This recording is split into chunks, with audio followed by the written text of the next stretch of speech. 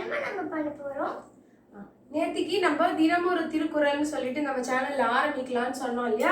So இன்னிலேருந்து நம்ம என்ன பண்ண போறோம்னா ஒரு திருக்குறளா படிச்சு அதோட அர்த்தம் என்னன்னு தெரிஞ்சுட்டு அதுக்கு ஏதாவது கதை இருந்துச்சுன்னா அதுவும் நான் உங்களுக்கு சேர்த்து சொல்றேன்.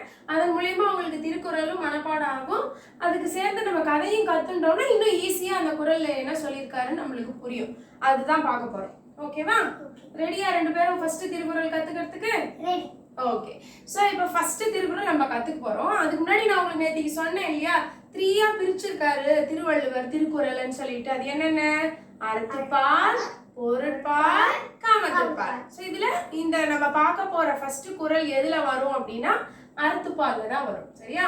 அதுல நம்ம எந்த சாப்டர் ஃபர்ஸ்ட் சாப்டர் பார்க்க போறோம். அந்த ஃபர்ஸ்ட் சாப்டர் பேரு என்ன அப்படின்னா கடவுள் வாழ்த்து. சரியா? திருக்குறள்ல இந்த சாப்டரை என்ன சொல்லுவா அப்படின்னா அதிகாரம் அப்படின்னு சொல்லுவான். சரியா? முதல் அதிகாரம் அப்படின்னு சொல்லுவான். சோ அந்த முதல் அதிகாரத்துக்கு பேர் என்ன கொடுத்திருக்காரு திருவள்ளுவர்னா கடவுள் வாழ்த்து. முதல் அதிகாரத்துக்கு பேர் என்ன? கடவுள் வாழ்த்து. நீ சொல்லு. கடவுள் வாழ்த்து. கடவுள் வாழ்த்து. சரியா? சோ அதுல ஃபர்ஸ்ட் குறள் நான் சொல்லி தரட்டுமா உனக்கு? ரெடியா இருக்கியா? அகர முதல எழுத்தெல்லாம் ஆதி பகவன் முதற்றே உலகு. இதுதான் அந்த ஃபர்ஸ்ட் குறள். உனக்கு தெரியுமா ஆல்ரெடி இது? வெரி குட் தியா. சரி, அகர முதல எழுத்தெல்லாம் ஆதி பகவன் முதற்றே உலகு. இதுதான் அவர் ஃபர்ஸ்ட் குறளா எழுதியிருக்கார். சரியா? சோ அதோட அர்த்தம் என்னன்னு உனக்கு தெரியுமா? தெரியுமா? சரி, நான் ஒரு வாட்டி சொல்றேன். தெரியல. சரி, அப்ப நான் உனக்கு சொல்லி தரேன். சோ அதோட அர்த்தம் என்னன்னா அகர முதல எழுத்தெல்லாம் அப்படின்னா எழுத்துக்களுக்கெல்லாம் எது ஃபர்ஸ்ட்னு சொல்லியிருக்காரு. இப்போ நீ ஸ்கூலுக்கு போற இல்லையா, முதல்ல உன்னை ஸ்கூல்ல சேர்ப்போம் இல்லையா, அப்ப உங்களை ஸ்லேட்ல ஃபர்ஸ்ட் என்ன எழுத வைப்பா? எடுத்த உடனே நீங்க எல்லாமே எழுதிடுவேடா. முதல்ல என்ன எழுத வைப்பா ஸ்கூல்ல உங்களை ஸ்லேட்ல? சாக்பீஸோ குச்சியோ குச்சிங்க. அப்ப என்ன எழுதுவீங்க? ஆனா அவனா தானே எழுதுவீங்க. சோ அப்ப அவர் என்ன சொல்றாருன்னா நம்ம தமிழ்ல எழுத்துக்களுக்கெல்லாம் ஃபர்ஸ்ட் என்னது?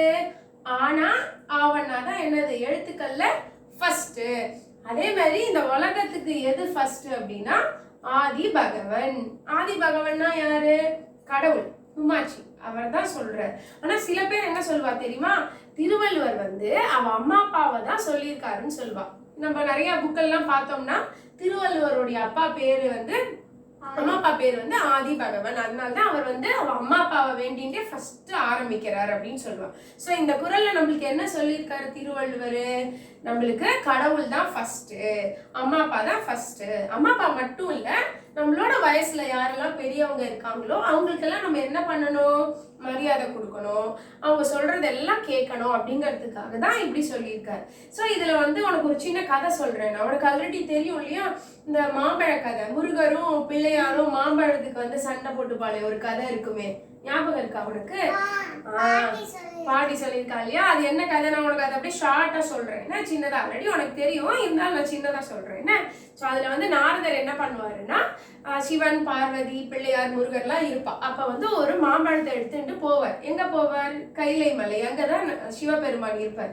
அங்க போன உடனே சிவன் கேட்பார், என்ன நாரதா, என்ன கையில ஏதோ பழத்தோட வந்திருக்கேன், உங்களை பார்க்க தான் வந்திருக்கேன், இந்த பழத்தை கொடுக்க தான் வந்திருக்கேன்.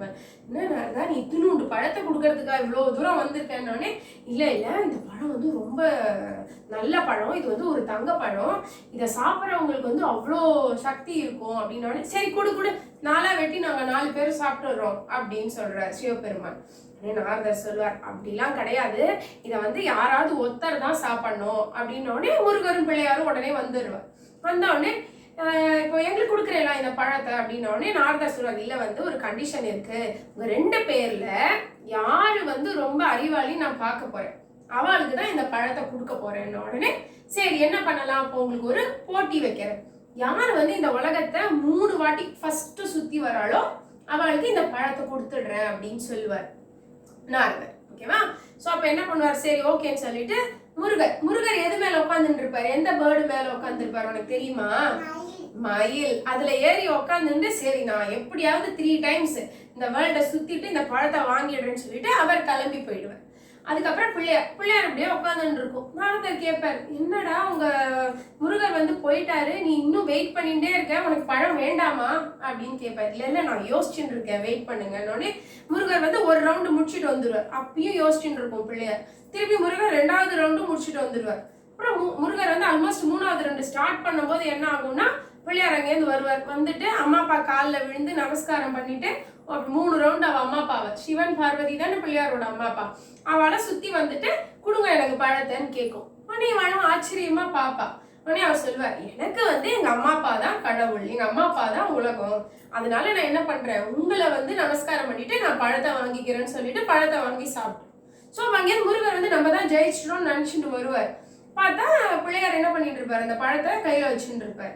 அப்பதான் சொல்லுவாங்க, இந்த மாதிரி வந்து உன்னோட உங்க அண்ணன் தான் ரொம்ப அறிவாளியா இருக்காரு, அம்மா அப்பா தான் வந்து முதன்மைன்னு புரிஞ்சுட்டாரு, அம்மா அப்பா தான் உலகம்னு புரிஞ்சுட்டாரு அப்படின்னு சொல்லிட்டு. ஸோ இதேதான் அந்த குறள்ல நமக்கு திருவள்ளுவரும் சொல்லியிருக்காரு இல்லையா. ஸோ இப்ப வந்து கடவுள் அப்படிங்கிறது வந்து என்னன்னா அம்மாச்சி மட்டும் கிடையாது, அம்மா அப்பா மட்டும் கிடையாது, நீ வந்து மற்றவங்களுக்கு பண்ற நல்லதெல்லாம் இருக்கு இல்லையா, அதுவுமே வந்து என்னன்னா ஒரு கடவுள் தான். மற்றவங்க மேல நீ ரொம்ப அன்பா இருக்கிறது, அவங்களுக்கு மதிப்பு கொடுக்கறது, இது எல்லாமே என்ன நமக்கு கடவுள் தான். இதுக்கு ஒரு சின்ன கதை சொல்றட்டுமா உனக்கு. ஒரு ஸ்கூல்ல வந்து ஒரு டீச்சர் ஒரு காம்படிஷன் வைக்கிறார் சரியா. அந்த ஸ்கூல்ல நிறைய பசங்க படிக்கிறாங்க.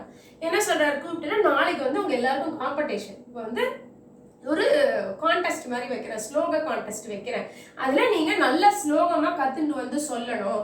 நம்ம ஸ்கூலுக்கு வந்து ஒருத்தர் பாக்குறதுக்காக ஒரு பெரிய டீச்சர் வர்றாரு, அவர் வந்து யாரு நல்ல ஸ்லோகம் சொல்றாளோ அவளுக்கு வந்து பிரைஸ் கொடுக்க போறா அப்படின்னு ஒரு கிளாஸ்ல வந்து சொல்லிடுறேன் சரியா.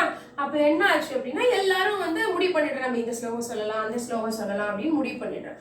அதுல ஒரு பையன் இருக்கான். அந்த பையனுடைய வீட்டுல போய் அவன் சொல்றான், இந்த மாதிரி அம்மா எனக்கு ஸ்லோக காம்படிஷன் வைக்கிறாங்க எங்க ஸ்கூல்ல, எனக்கு ஏதாவது ஸ்லோகம் சொல்லி கொடுமான்னு. அவன் ரொம்ப ஏழ்மையான குடும்பம், அவன் அம்மாவுக்கு ஒண்ணுமே தெரியாது, அவனுக்கு அப்பாவும் கிடையாது.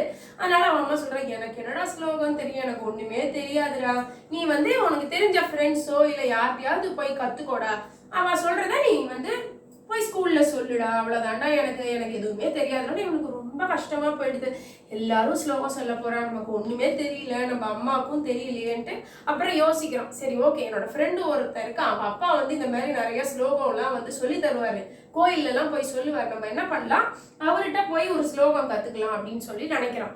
ஆனா அவனுக்கு வந்து ஃப்ரீயா போய் கத்துக்கிறதுக்கு வந்து மனசே இல்லை. எப்படி ஒருத்தர்கிட்ட போய் எனக்கு ஸ்லோகம் சொல்லி கொடுங்கன்னு சும்மா கேட்க முடியாது இல்லையா. அப்ப யோசிச்சுட்டே இருக்கும்போது அவங்க வீட்டுல அப்பதான் வந்து மாடு கறந்து பால் எடுத்து வச்சிருக்காங்க. இவன் யோசிக்கிறான், நம்ம ஒண்ணு பண்ணலாம், இந்த பால்ல இருந்து கொஞ்சம் ஒரு பாத்திரத்துல ஊத்தி அவர் கொண்டு போய் கொடுத்துட்டு இதை வச்சுக்கோங்க அப்படின்னு சொல்லிட்டு நம்ம ஒரு ஸ்லோகமும் கத்துன்னு வந்துடலாம், நம்ம நாளைக்கு போய் நல்லா சொல்லிடலாம் அப்படின்னு நினைச்சுட்டே இருக்கான். சரி நான் அம்மாட்ட சொல்லிட்டு போறான், நான் போறேம்மா அவர்கிட்ட போய் ஸ்லோகம் கத்துக்க போறேன், இந்த பாலையும் கொடுத்துடுறேன்னு. அம்மா சரி பரவாயில்ல எடுத்துன்னு போ அப்படிங்கிற. இப்படி நடந்து போயிட்டே இருக்கான். அவ வீட்டு வழியா போகும்போது பார்த்தா அந்த இடத்துல வந்து ஒரு நாய் வந்து படுத்துட்டு இருக்கு. அப்பதான் அந்த நாய்க்கு நிறைய குட்டி போட்டிருக்கு.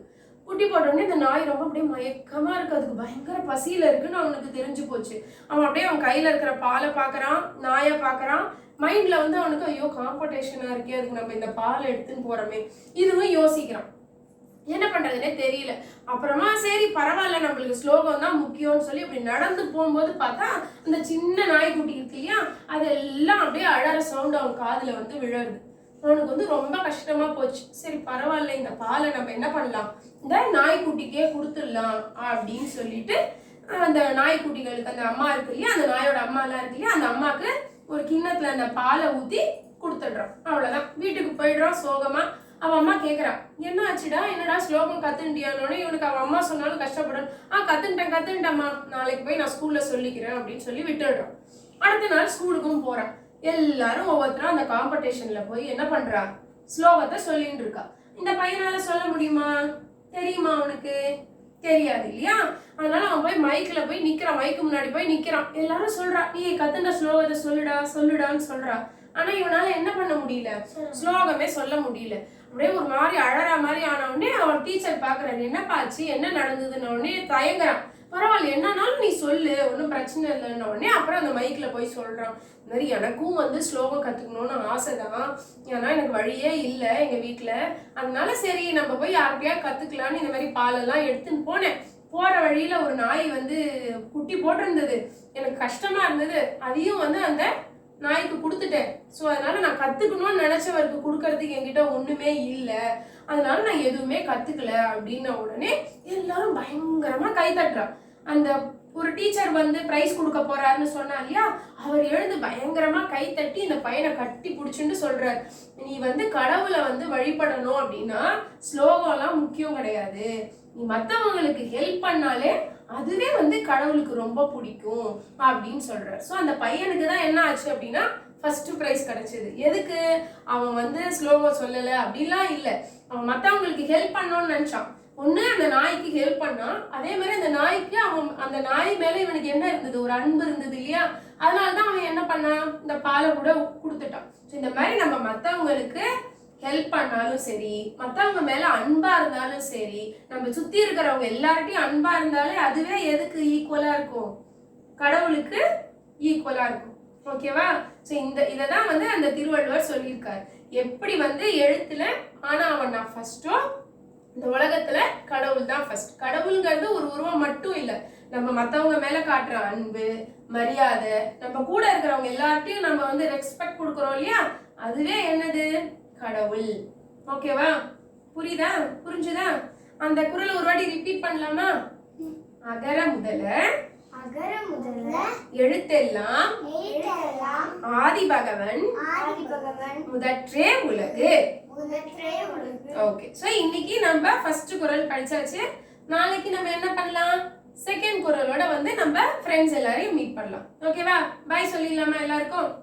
பாய்.